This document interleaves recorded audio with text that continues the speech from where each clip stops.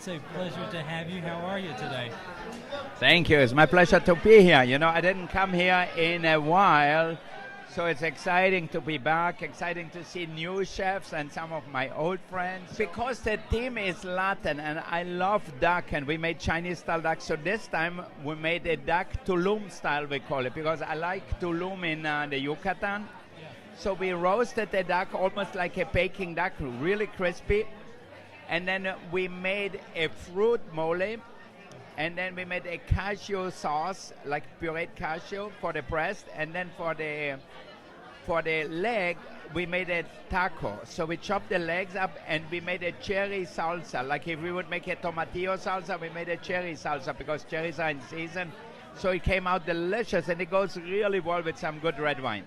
So how much preparation goes into that? Because that sounds complicated to be able to put all of that in one. Well, we prepared a lot of the ingredients actually in Los Angeles because we only could get here at 2:30 in the afternoon. Yeah. So we didn't have that much time to prep. We had to cook our 60 ducks. Yeah. So we had probably 600 portions of duck, and so we had to get that ready and then get organized. We made our little tacos to order, so fresh tacos, so it was great. Wow. See, I love your food, and I love your take on California cuisine. Yeah. Tell me a little bit about that and what inspired your cooking when you... Well, you know, California is one of the best states, if not the best state for ingredients in America. That's why San Francisco and LA are really the center for great food. Yeah. Why? Because we have all these wonderful ingredients. You know, so in New York, in the wintertime, you don't have a lot of good things. You know, sure, in the summer you have great blueberries or corn or tomatoes or things like that, but for a very short season. But California, because the weather is dry, we get really, really great ingredients all year long, and we can make wonderful food, not too complicated. Yeah, and you've got some great clientele. You're considered one of the first celebrity chefs. You catered a lot to big names that went into your restaurant. Talk to me about the importance of that and how it sort of played a role into the making of the great Wolfgang Puck. Well, I really think, you know, first a restaurant has to start with great food and great service. Then, if you're lucky enough and be like in LA, and you can get all these celebrities to come too, so it makes the restaurants even more famous and more amazing. And when I opened Spago in 1982, like by 85, we did a huge Oscar party with Swifty Lazar who organized, and that made Spago like a household name all over the world. So I think having Jack Nicholson or Elizabeth Taylor or Madonna or any of these people come to the restaurant made it even more popular. Is there anybody that you've enjoyed cooking for the most? I mean, you mentioned Madonna, Elizabeth Taylor, all these fantastic names. Was there anything particular that you made for some of these people? You know, I think in the old time, Orson Welles was my favorite customer because he loved food. He came for lunch every day, and I prepared a special for him, and he tasted it. Yeah. I had to give him 2 dishes for lunch, so he was really into food. Yeah. But you came through at a time where there were huge chefs like Jeremiah Tower you were sort of competing with.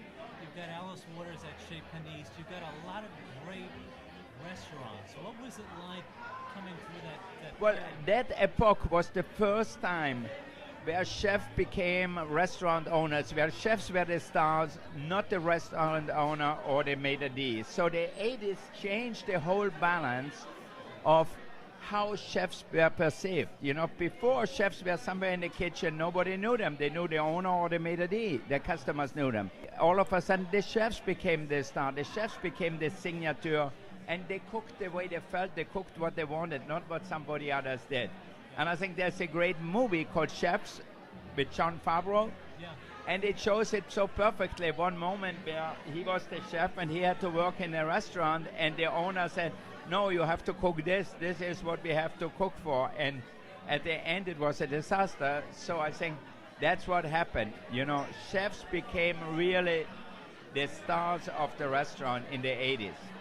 And that's a difficult transition, though, to make. If you're working for a chef, now you've got to now take the financial burden on yourself. No, I think that it's a transition, but the food was always like 2/3 to 70% of the restaurant. So any chef who knows a little bit about finances, they said, okay, we have to make money with the food because that's the main business. Alcohol and wine are also a good part of it, but it's really people come for the food. They can buy a good bottle of wine, drink it at home.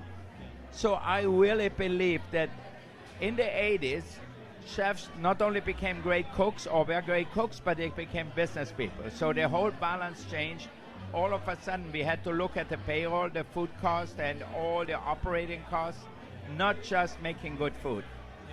And so many chefs come through now and they say, you know, I became a chef because of Wolfgang Puck, or I did this because I love this particular dish that he cooked. You get a chance to see some of those people when they cook in your restaurants. What is it like to sort of teach them how to become great chefs? Or do you think they come to your restaurant and... Well, to me, being a great chef, you know, there are a lot of great chefs, a lot of great actors or singers. They are overnight successes, and then 2 years later, 5 years later, nobody talks about it. To me, a great success is longevity. Spargo, for example, is open 34 years and is doing better than ever. Chinois is open 33 years and it's doing great. So I think for me, longevity is really a great measurement of success. And your restaurants are also still relevant. I mean, not a lot of restaurants can claim for 30, 34 years they've still been on the top of their game.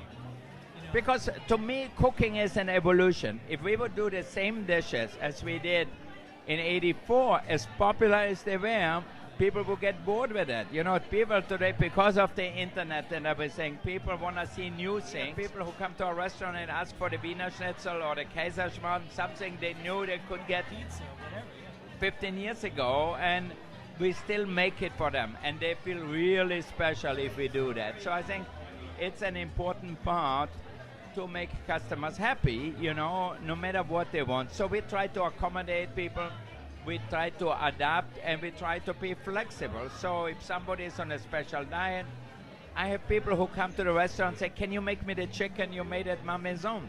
I left Ma Maison 35 years ago, so only I know what I made. All my chefs were not even born then. Yeah, but for them to say that must mean that the dish was really something. What? For them to say that must mean that they remember that dish. Yeah. There must have been something really fantastic. You know, I always thought when you make a dish up and it stays in people's memory, then it's a successful dish. You know, when people go home and say, oh my God, I can't wait to eat that dish again. You know, it's not like it's just something new, but it's actually, it touches people, it touches their brain, it touches their soul. And then people will remember that and eat it whenever they can. Yeah, and that's the power of food. Huh? And that's the power of food. Yeah, you know what? Making great food, it has to be delicious, it has to be interesting, but I think for us it's always a mixture of comfort and innovation. We don't want to stay the same, but we don't want to get so crazy that customers don't know who we are. So we have to know who we are, but in our space, we have to have an evolution. We have to constantly change. If not, we fall behind. So it's really important, I think, for us. If we wouldn't change, I think we wouldn't be open, since most of the restaurants who were successful in the 80s, like in LA or here too, they're gone today. So are there chefs that you're watching, young chefs come through that you're excited about, that you're saying, wow, this chef could be the next one, you know, star? You know, it's so funny that you say that, because just last Tuesday, I did a dinner with a young Mexican chef who was like 26 years old and a young Japanese chef, and they cooked with us at the Bel Air Hotel and did an amazing dinner. People were very excited, and all our staff in the kitchen and in the dining room were very excited. So I think I love to see young people, how they do, how they go about. Are there things that the young chefs are doing now that you're saying, I wish I had done that, or I wish I had combined these flavors? Is there any of that? Yeah, and you know what? We always know that young chefs are more free-spirited than old chefs. That's just the way it is. You know, when I opened Spargo, all the old chefs said, oh, that's crazy, they have an open kitchen. Now you cannot imagine a restaurant without an open kitchen. So I think it's really an amazing thing to see. And I think innovation often, most of the time really, not only often, comes with young people. When you see Bill Gates invented Microsoft when he was really young. So is Facebook, so are the people from Google. So they're all young kids who really have great ideas, and maybe out of 100, 2 works. So let me ask you, what is next for you? What are you working on now? What do you have on the back burner? Well, I always try to do new things. I always want to learn. So next year, for example, in March, I'm going to go to Harvard Business School and spend a month at Harvard Business School. Not that I'm going to learn how to cook, but I'm going to learn about ideas, how other people run their business and everything. So I think for me, it would be an exciting experiment. Yeah, that sounds fun, but that sounds like you, though. You're always looking for Yeah, I always look for new things, and we always do new things. Like right now, we are working on our restaurant here in New York, so we're going to open in September, and an exciting restaurant downtown at the Four Seasons. And I think for me, going forward really keeps me young and keeps me excited. Wolfgang, thank you so much for coming and chatting with me. Thank you. So good to talk to you, and hopefully we'll see you in our restaurant. Sounds good.